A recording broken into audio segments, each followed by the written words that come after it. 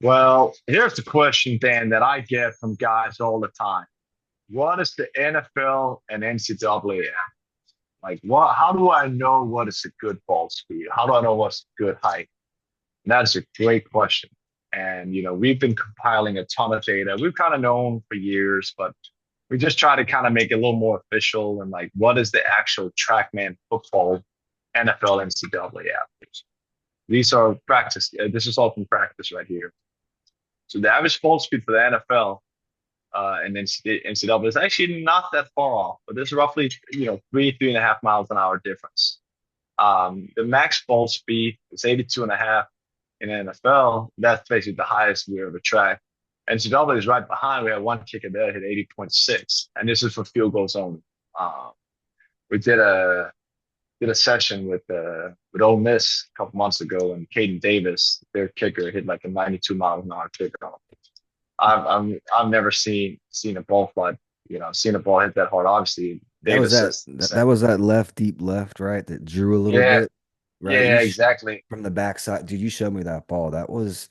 It looks like it looks like one of those things that are a little toyed with on YouTube, edited per se, and you just don't believe it. It's quite real, you know? No, it was as real as it could get. I No, mean, no, I'm just saying that's how good it was. Yeah. yeah, no, exactly. No, you're right, exactly. So like, I mean, that was, and what's interesting too is like, some guys are going to be a little different, but I feel very strongly that NFL football is significantly better than college football in terms of, 'cause some of the college footballs have like the stitching and all that stuff on it. Yeah, I believe that would have been even further if you keep the NFL ball. But we can have that discussion another day. But just kind of run through the averages here as well. So one thing is actually quite interesting. I'm talking about the field goal right now. How the line of scrimmage for NFL and NCAA is actually almost the same. Uh, there's really not that big. There's really no any difference there for initial trajectory on the ball flight, which I actually thought that I was kind of expecting that college guys maybe a little lower, but actually not. So that's kind of interesting to see. The apex for the NFL is quite higher though, at almost 44 feet versus 39 feet. And really, why the apex is much higher is like, well, the trajectory, the hairline is going to be almost the same, but the ball speed is higher for NFL because the ball speed is higher. The ball will carry up higher as well. Um, the difference in good from that's probably one that's interesting. So the average good from for NFL is 57 yards. The average good from for NCAA is 52 yards. So obviously, about a 5 yard difference there in good from, and obviously there's a difference in ball speed, so that makes sense as well. The longest good from we ever tracked in for NFL is 74 yards. The longest good from we ever tracked in college is 73 yards. So really, but I'll say like if you kind of look at this, there's really two main differences. The speed is one thing, but the accuracy score, that's where you see quite a big difference. So the way the average accuracy score for NFL is 85 versus the average accuracy score for NCAA is only 78. So NFL kickers obviously are quite significantly more accurate, and obviously keep in mind then too that the accuracy score is relative to the distance you're kicking from. So like you can compare this if a guy has a ton of 30 to 39 yard kicks, or a guy has 50 to 59 yard kicks, the score should still be comparative relative between those distances. So I think that's probably where you're going to see the biggest difference between NFL and NCAA guys. The NFL guys are just significantly more accurate, Sure. which makes good sense, of course. Um, for punting, it's funny enough it's the exact same ball speed differential as well, 3.3 miles an hour difference. The NFL guys tend to have a slightly higher launch angle at 50 degrees versus the NCAA guys at 48.9. The apex for the NFL guys is also a lot higher at almost 10 feet. And then, the average NFL guy, his average punt is about a 46.46, just rounding up here. And the average for NCAA punt is about 42.42. So that's kind of, like when guys are kind of looking at trying like what is good, what numbers, kind of play with, how is it relative to others. This is the sheet. I'm going to post this to a Trackman football page. I'm probably going to pin it just so a little easier for guys to kind of come in and look at this because this is a question I've been asked a lot. about like what is good and what is bad, and this is just kind of give like an indicator of how you because you want the numbers to be relative. You don't want numbers just to have numbers. You want it to tell a story and give you some information. And hopefully, this can help with that. So I want to just share one thought. Launch angle, right, which you talked about, and I learned latest, probably Yes. most recently, because the punting has some fun stuff that we always wanted to know with apex and distance and hang, location, but I absolutely think that launch angle is the catalyst. And I think what it is it's impact point, right? It's contact, it's foot on ball, Yes. initiation of that. And I think that that is dictated by when we release the ball. And I think that there's so many good coaches that I listen to on track or Twitter, X, whatever, that talk about like, why is this so fundamentally important? And I think what we're realizing now with TrackMan is it influences impact point Yes. and It does. and that directly influences the angle of launch that we cannot see as humans. That is Mm. impossible. This is one thing that this TrackMan can do that we can never do. So thankfully, I love it. But I saw a kid that plays in the ACC. I won't name, and he is not playing yet, but he will. And this is a big school. He had a 54, 53 average launch angle on like 22 balls. Mm. So he's And holding that's that ball forever. And I love it. It means he's possessing the ball forever. And he was having some insane hang times, right? And yeah. insane apexes. Um, And that's a great point. I think so. Funny enough, the last 2 years, the top two highest drafted punters, both in their class, had the average highest launch angle at the NFL Combine. So, and I'm not going to say that launch angle is going to dictate where you get drafted, but it's just an indicator of that it's important. sure. Um, and it's almost universal. Every NFL punter that I've worked with, or been around, or had TrackMan data, their best punts are going to be between 50 to 55 degrees, just in terms of pure distance and hang time. So that's kind of like the sweet spot. Actually, now that we're on this, I want to show one thing because I did not get to this before. Now we're going to talk about punters. So let's look at this.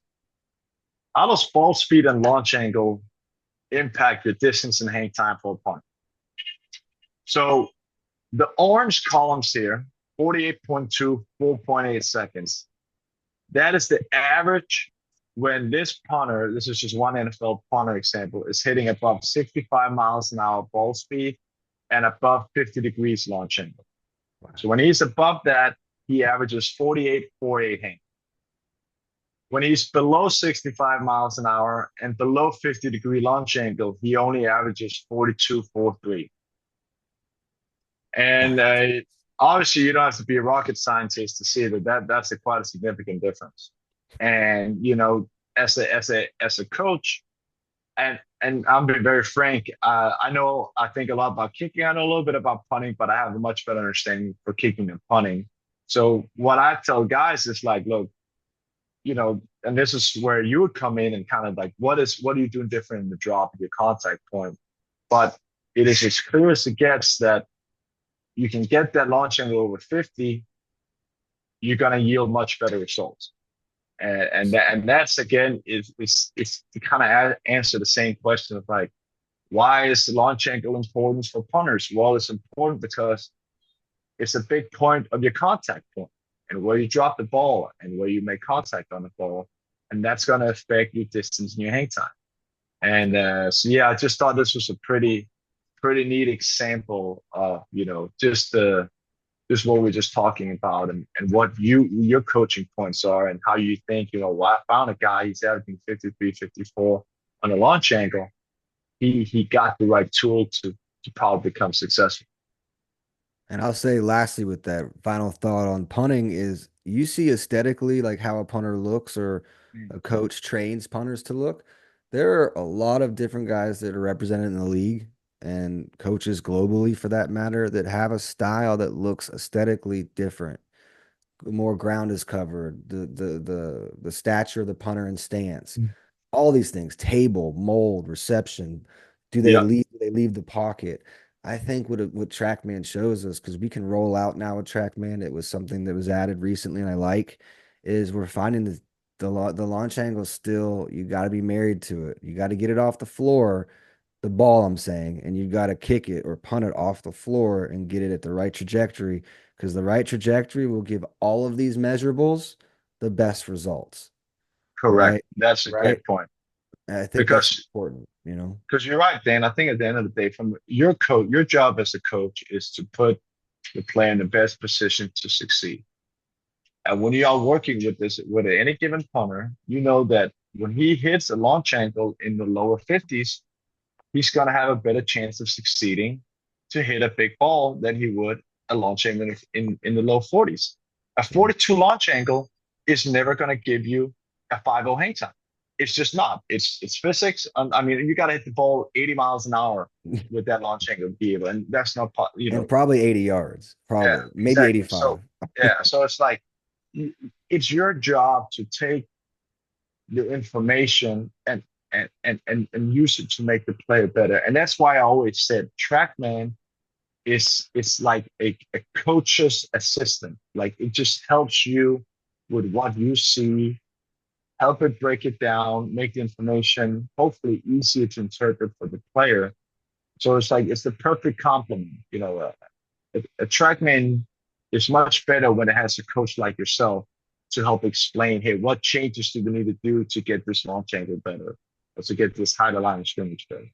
And Yeah. that's why it's the perfect mold between, you're doing a phenomenal job. A lot of other coaches around the country doing a great job at this. And I think, that's just where the future of the kicking game is headed, is that we just know that we have all this information now and we can probably accelerate how much the game of kicking is going to grow over the next 5, 10, 15 years. We're going to generate a lot of kids, and it's already going there, but I agree. I think when the exposure to this with the youth level, because they already like technology, it's going to make them more receptive to the coaching because Yes.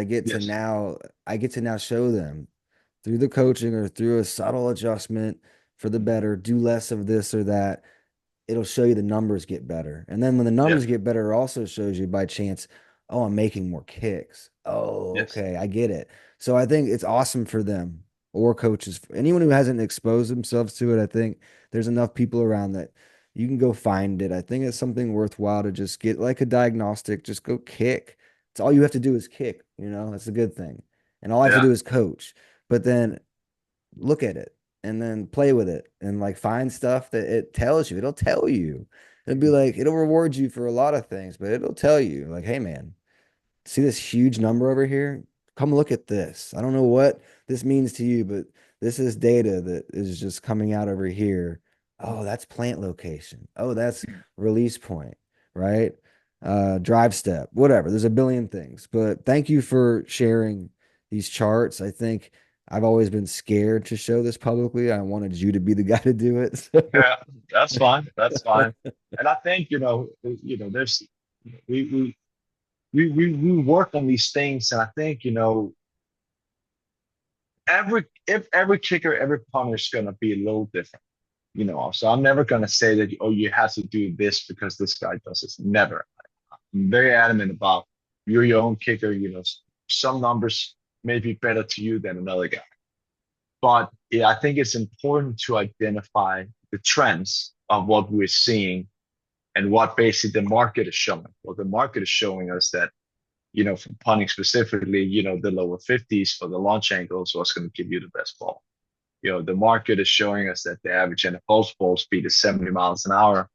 So to be an NFL kicker, you probably have to be around that speed to be able to compete with those guys. sure. You're not going to be in the NFL as a 63 miles an hour average kicker. That's probably just not going to happen. So it's just kind of interesting. We try to take the information. I say, there's the evaluation piece, but the player development piece, that's really where guys are gonna get the most use out of it, because that's taking you hopefully to the next level and accelerating your growth within the game. Um, it's all about efficiency. I mean, I think one of the biggest feedbacks that I get from teams that uses TrackMan is how the instant feedback on the field, you can make adjustments right away. instead of waiting until after practice and then 2 hours go by and then you get the film and then you don't kick for another 2 days. And I mean, your time is valuable. You only have so many reps. You got to get the most out of it. That's not only talking about TrackMan, but that's also just talking about like, make the most out of your reps in general because you only have so many and, not being focused on every one of them, it will cost you of how fast you're going to get better. And other guys are going to grow faster than you. And that's going to lose your scholarship opportunities. It's going to lose your professional opportunities. And it's just the reality is that as a kicker nowadays, it's not what it used to be 20, 30 years ago. There's like you said yourself, Dan, how many guys want to be kickers when you were in high school versus now? It's probably a Oh, lot more now, if I'm not mistaken, sure. right? Tenfold. Yeah. Yeah. So it's just the reality is that it's become a very competitive market, and I think as a kicker, you're doing yourself a major disservice if you do not take advantage of the coaching, of the technologies, the feedback, and all that stuff. Because guys are improving, they're improving fast, and there's all these different tools available to you. And I think it's in most people's interest to try to take advantage of this. Absolutely.